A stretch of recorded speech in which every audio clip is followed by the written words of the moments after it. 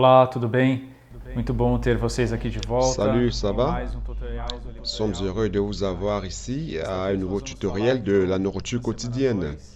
Nous allons parler de la deuxième semaine, la présence invisible du Seigneur et la parole prophétique. Et cette semaine se base sur le message donné par le frère André donc à Estancia Ave David à la conférence internationale. Et lundi, il y a une brève introduction dans le premier paragraphe. Nous allons beaucoup voir le problème lié à la parole prophétique. Ici, il montre que la présence invisible du Seigneur aujourd'hui, c'est à travers la parole prophétique. Donc, lorsque nous aimons et que nous cherchons la parole, lorsque nous sommes immergés dans la parole, nous goûtons à la présence du Seigneur. Ça, c'est pratique. Dans cette semaine, nous pouvons prier le Seigneur en disant, Seigneur, je veux jouir de ta présence invisible. Je veux recevoir, sentir ta présence invisible dans ma vie, dans ma famille, dans mon travail et dans ma vie d'église. J'aime ta présence. Je voudrais que tu sois avec moi en tout temps. Et pour cela, si le conseil vous est donné, l'astuce, c'est de chercher cette parole, respirer cette parole et nous alimenter de cette parole du Seigneur qu'il nous donne. Donc lundi, il y a comme titre, l'homme a besoin de la parole de Dieu. Et la base de ce titre, c'est dans Matthieu 4, 4. Vous connaissez bien ce verset. C'est une réponse du Seigneur à Satan lorsque Satan le tentait dans le désert. Le Seigneur a dit, et Jésus répondit, il est écrit, l'homme ne vivra pas de pain seulement, mais de toute parole qui sort de la bouche de Dieu.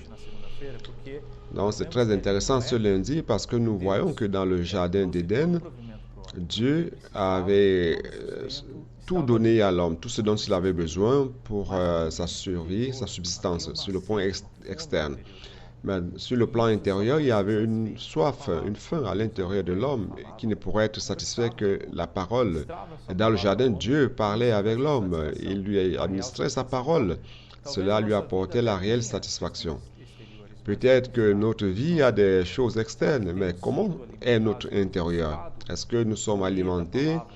Est-ce que nous avons cherché à manger de la parole du Seigneur dans notre quotidien? Car si nous ne nous alimentons pas de la parole, notre vie est sans aucun sens, est vide. Alors il y avait un manque. Et ce manque, c'était réellement la parole du Seigneur. Donc il y a plusieurs aspects sur la parole, car la parole nous donne la direction pour l'accomplissement de la volonté de Dieu durant cette terre qui est de l'édification de l'Église. La parole, comme je l'ai dit, nous aide à profiter de la présence invisible, à jouir de la présence invisible du Seigneur. Dieu agit à travers sa parole. Donc la parole fait toutes choses, accomplit toutes choses. Et c'est aussi une alerte dans le jardin d'Éden, tout comme Dieu voulait être tout pour l'homme, et la parole était là pour satisfaire l'homme intérieurement.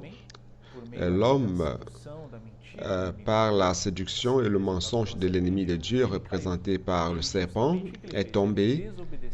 Et ce qu'il a fait, justement, c'est qu'il a désobéi à la parole que Dieu lui avait donnée. Cette désobéissance apporte des dommages et de la mort dans notre vie. C'est une alerte quand ça nous éloigne de Dieu, nous péchons et ça nous éloigne de Dieu.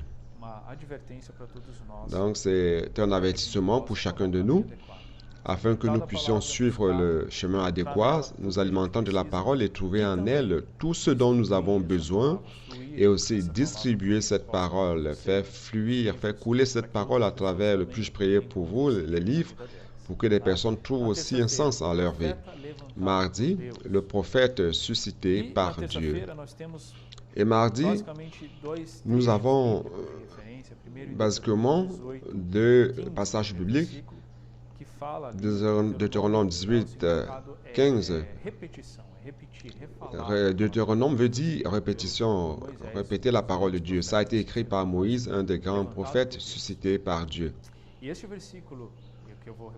Et ce verset que je vais lire ici, il dit, « Je leur susciterai du milieu de leurs frères un prophète comme toi, je mettrai mes paroles dans sa bouche. » Donc, l'importance de voir qui est le prophète que Dieu a suscité parmi nous durant ces jours, ou celui par qui Dieu parle. Le prophète, c'est la bouche de Dieu, celui par qui Dieu profère ses paroles. Donc la parole de Dieu vient par une personne jusqu'à nous, c'est le prophète. Donc si nous n'écoutons pas, ça veut dire que nous n'écoutons pas ce qui vient de la bouche de Dieu. Deutéronome 18, 20 à 22, parle un peu des faux prophètes. On a ici un autre avertissement disant que nous ne devons pas écouter les faux prophètes. Alors, comment savoir qui est le véritable et qui est le faux? C'est le résultat de la parole. La parole que le Seigneur, que Dieu profère à travers son serviteur a un fruit et un effet dans la vie des personnes. Vous vous rendez compte qu'il y a quelque chose qui se passe, mais les faux prophètes ont leur parole qui n'est pas confirmée, car ça ne vient pas de Dieu, car ça engendre la mort, la confusion, la discorde. Et nous rendons grâce à Dieu car la Bible est claire par rapport à sa parole, comment identifier le véritable prophète. Un autre passage qui est référé ici, à mardi, c'est dans Ésaïe 55, un autre verset que nous avons vu un peu fréquemment. Et chaque fois que nous lisons, nous recevons la lumière. Je vais profiter pour lire un peu ce passage car c'est très riche. Ésaïe 55, verset 10, qui commence comme ceci. « Comme la pluie et la neige descendent des cieux et n'y retourneront pas sans avoir arrosé, fécondé la terre et fait germer les plantes, sans avoir donné la semence au semeur et du pain à celui qui mange. Et ainsi en est-il de ma parole qui sort de ma bouche. Elle ne retourne point à moi sans effet, sans avoir exécuté ma volonté et accompli mes desseins. » Donc la parole qui sort de la bouche du Seigneur n'est pas une parole vaine. Cela est merveilleux car lorsque Dieu dit quelque chose, cela se passe. Il suffit de croire et d'obéir à la parole du Seigneur. Et vous allez voir l'effet, le résultat, l'opération de cette parole dans votre vie. Dans la vie de l'Église, nous rendons grâce au Seigneur car la parole ne revient jamais vide. Donc elle produit des fruits. Et elle produit un résultat à Dieu. Alors, permettons à ce que cette parole opère dans notre vie. Produisons ces fruits à Dieu, notre vie. Par-dessus tout, c'est vrai qu'il est clair qu'à travers de nous, Dieu veut atteindre des personnes qui sont des fruits aussi. Et le verset suivant, verset 12, « Oui, vous sortirez avec joie et vous serez conduits en paix. » Voyez donc comme c'est merveilleux. La joie et la paix lorsque nous obéissons à la parole. Lorsqu'elle agit dans notre vie, lorsque nous pratiquons la parole, quel en est le résultat? Nous avons des fruits, il est clair, mais à l'intérieur de nous, nous avons la joie et la paix. Donc ça c'est mardi. Il y a une phrase qui dit, lorsque nous recevons la parole, nous permettons qu'elle accomplit l'objectif pour lequel elle a été désignée et nous avons la joie. Lorsque nous obéissons à la parole du prophète, nous avons la joie et la paix. Continuons le verset, une autre partie. Les montagnes et les collines éclateront d'allégresse devant vous et tous les arbres de la campagne battront des mains. Au lieu de l'épine s'élèvera le cyprès, au lieu des ronces croîtra le myrte. Et sera pour l'Éternel une gloire, un monument perpétuel, périssable. Parfois, notre vie paraît de l'épine parce que nous n'obéissons pas et ne pratiquons pas la parole. Donc, à la place de la tristesse, des doutes, des épines, des problèmes, à la place, donc, s'élèvera le cyprès, qui est quelque chose qui est solide et beau, plein de vie, de vigueur. À la place de la ronce qui est sèche, ce n'est pas quelque chose qui est représentatif. À la place, il y a le myrte qui croîtra, une plante qui exhale le parfum lorsque les feuilles sont triturées. Donc tout cela, c'est pour la gloire du Seigneur, comme dit le verset, un monument perpétuel. Le Seigneur. Donc tout commence par la parole. Ces deux passages. Nous disons merci pour le Seigneur. Dans mercredi, la fonction de la parole prophétique, nous voyons qu'aujourd'hui, c'est lui qui nous parle, c'est le Seigneur lui-même à travers l'Esprit. Le Seigneur est dans notre esprit aujourd'hui et nous pouvons recevoir sa parole. Et quelle est la fonction principale qui nous est relatée mercredi de la parole? C'est la sanctification. C'est dans Éphésiens, les épîtres aux Éphésiens 5, 26, 27. Le passage que nous allons lire, c'est celui-ci qui dit « Marie, aimez vos femmes comme Christ a aimé l'Église et s'est livré lui-même pour elle afin de la sanctifier par la parole, après l'avoir purifiée par le baptême d'eau. » Donc la parole, c'est ce lavage. La parole nous lave, nous sanctifie. D'un côté, lorsque nous avons cru au Seigneur, notre position a changé. Nous étions dans le monde, mais maintenant, nous sommes dans le royaume du Seigneur. Ça, c'est la sanctification de disposition, de lieu. Et d'un autre côté, nous sentons que nous devons encore être sanctifiés. La nature du Seigneur doit être infusée en nous. C'est un changement de métabolisme, un changement métabolique. Et cela vient par le lavage de la parole, de l'eau de la parole. Donc la parole est en train de nous laver, nous transformant intérieurement. C'est le métabolisme spirituel, comme nous avons vu ici. Tout cela a comme objectif de nous présenter à Christ comme Église glorieuse, sans tache, ni ride, ni rien de semblable, mais sainte et irrépréhensible, comme c'est écrit dans Éphésiens 5, 27. Ici aussi, mercredi, nous avons l'expérience des Thessaloniciens. Comment est-ce qu'ils ont reçu la parole? Comment pouvons-nous recevoir cette parole?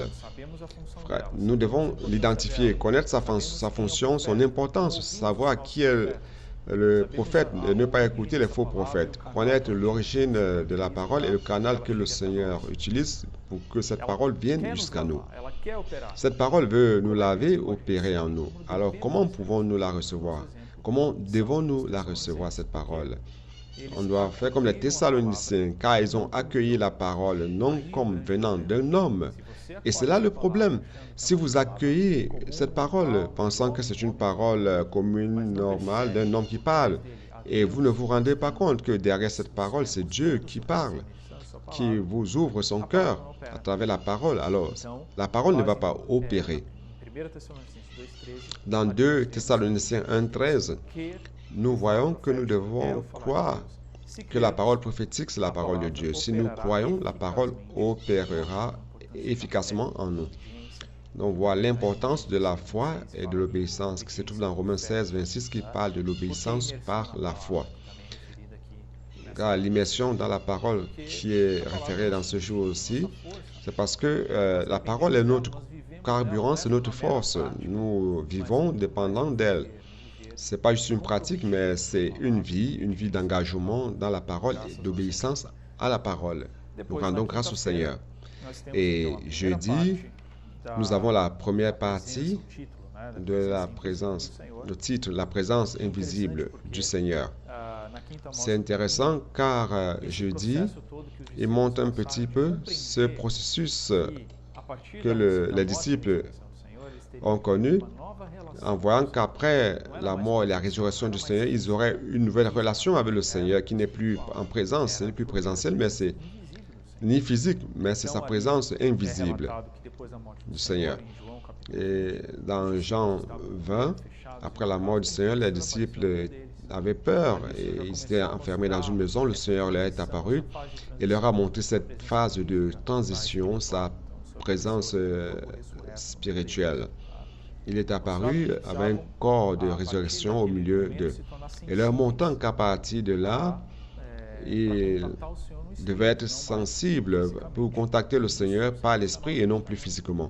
Et cela s'applique à nous aussi aujourd'hui, car pour toucher la présence du Seigneur, nous avons besoin de la sensibilité dans l'esprit, nous devons être en esprit. Et Thomas ne se trouvait pas dans la salle, un des disciples. Je ne sais pourquoi. Et il a raté cette apparition du Seigneur dans son corps de résurrection durant cette époque, cette occasion. Et il est resté dans le doute. C'est un point d'attention. Ne ratez pas les réunions de l'Église. Pourquoi? Quelle est la promesse du Seigneur dans Matthieu 20, le verset qu'on doit lire en prière, où il est dit: lorsqu'il y a 2 ou 3 réunis en mon nom, je suis au milieu d'eux. Donc, si nous sommes dans une réunion de l'Église, nous croyons que le Seigneur est parmi nous.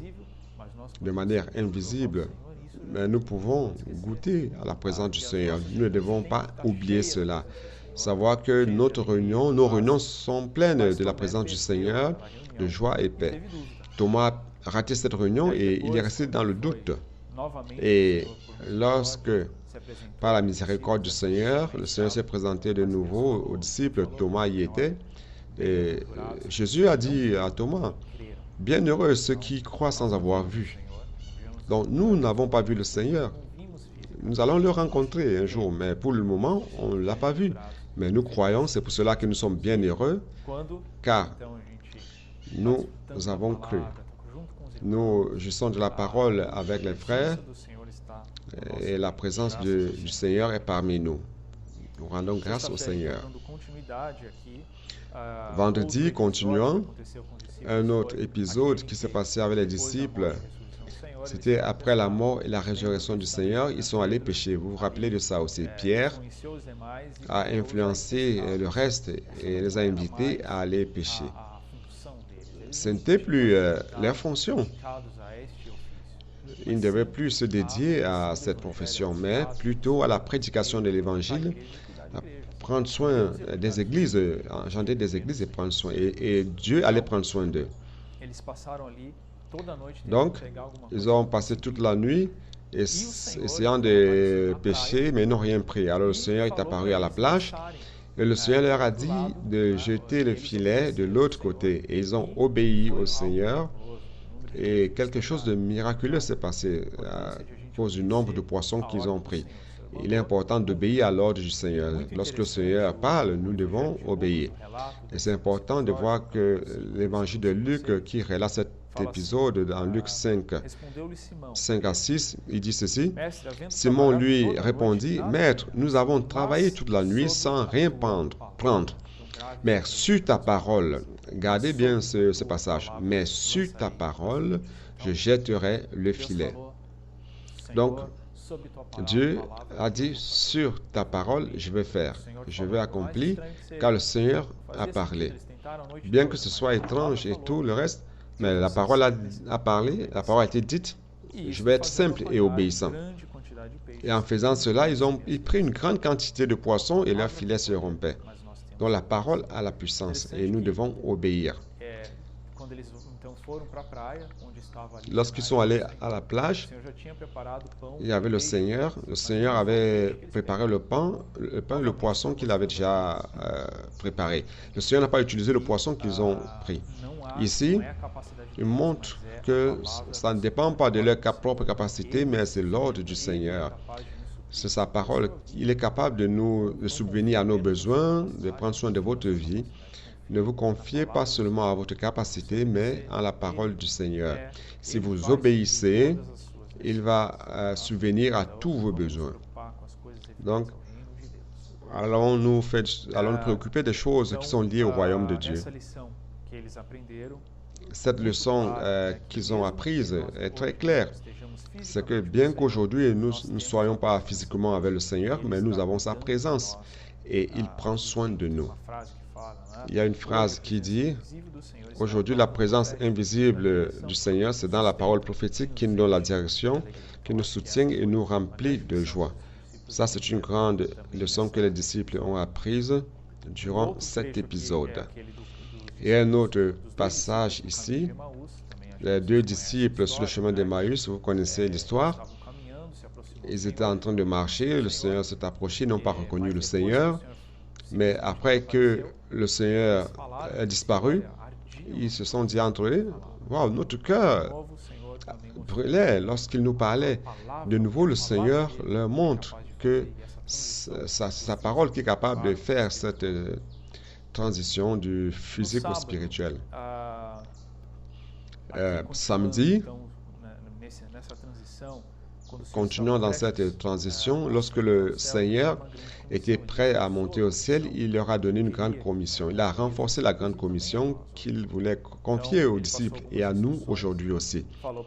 Il leur a transmis cette commission en disant qu'ils seraient ses témoins dans toute Jérusalem, la Samarie et les confins de la terre. C'est dans Actes 1:8.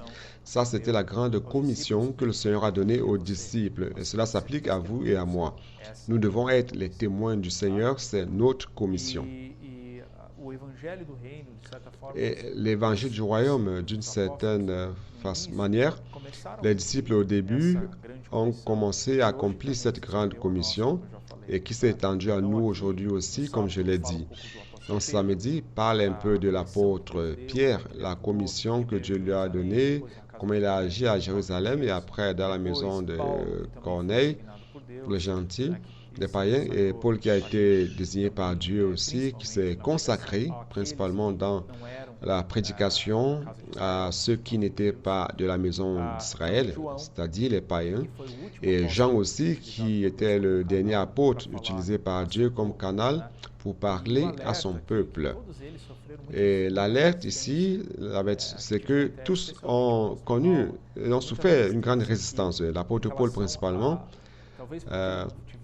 peut-être parce qu'il n'avait pas toute l'éloquence, mais les gens se posaient des questions et remettaient beaucoup de choses en question. Est-ce qu'il venait vraiment de Dieu?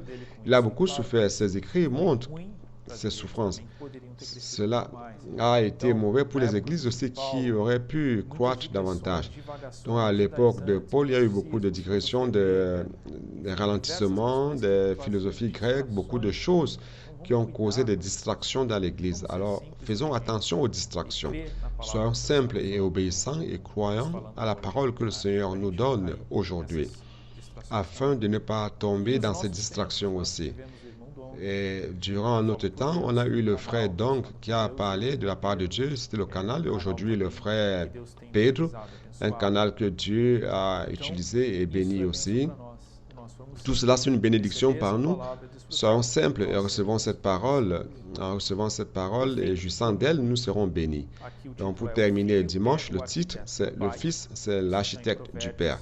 C'est dans Proverbe chapitre 8, verset 12, qui dit que le Seigneur, avant même la création, et dit, moi la sagesse, j'ai pour demeure le discernement et je possède la science de la réflexion. La sagesse est liée à la planification et le discernement à l'exécution. Dieu a un plan. La parole est en train de nous amener à accomplir le plan de Dieu, l'édification du corps de Christ. Et le Seigneur Jésus est la sagesse et le discernement du Seigneur. Dans Proverbe aussi, chapitre 8, verset 30-31, verset 10 ceci,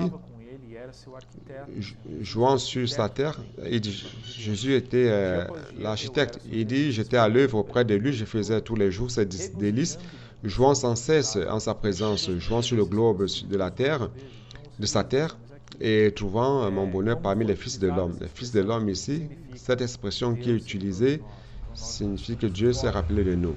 Donc, nous ne sommes pas hors de tout ce plan, de cette prudence, sagesse et discernement. Et comme nous serons insérés en Christ, nous faisons partie de ce plan aussi dans son exécution et de la volonté de Dieu. Ça, c'est notre objectif. C'est ce que la parole produit en nous. Lorsque nous obéissons à la parole, nous la recevons. Pourquoi? C'est pour que nous soyons sanctifiés et préparés à travers cette parole pour être avec le Seigneur, être glorifiés avec le Seigneur.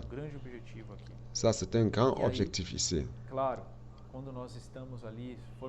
Il est clair que lorsque nous avons été amenés dans cette ambiance de plaisir, de repos, de joie, dans la présence du Seigneur, il est la source de la joie, source du bonheur, comme ce message, ce passage de dimanche nous montre que lorsque nous sommes simples, le Seigneur va nous bénir et nous amener jusqu'à cette sphère, jusqu'à cette jouissance. Ici, la parole de la fin, ici dit, simple et obéissant, jouissant de la présence invisible du Seigneur. Nous rendons grâce au Seigneur, que le Seigneur bénisse votre lecture et votre jouissance durant cette semaine. À plus.